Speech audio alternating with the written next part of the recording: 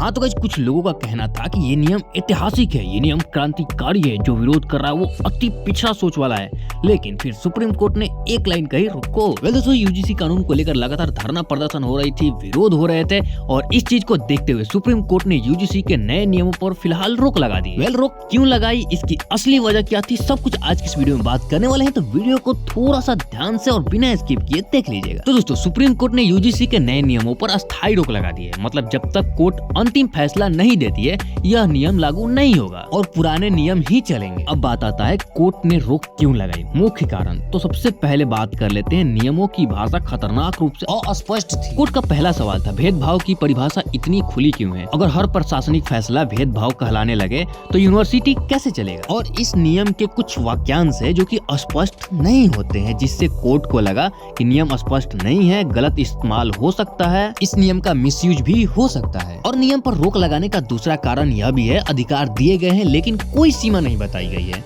नए नियमों में शिकायतों की कमेटियों को बहुत ज्यादा शक्ति दी गई थी, लेकिन चेक और बैलेंस नहीं बताई गई थी। और सुप्रीम कोर्ट को इस बात की चिंता थी कि बिना जांच किसी पर कार्रवाई, डर का माहौल है, एकेडमिक फ्रीडम पर असर पड़ सकता है। और इन कुछ कारणों से यूजीसी अपना सीमा पार कर रही थी। कोर्ट ने साफ संकेत दिया है, यूजीसी एक रेगुलेटरी बॉडी है, संविधान बनाने वाली संस्था नहीं। अब यहाँ पर सवाल ये उठता है, क्या यूजीसी सामाजिक परिभाषाएं तय कर सकता है?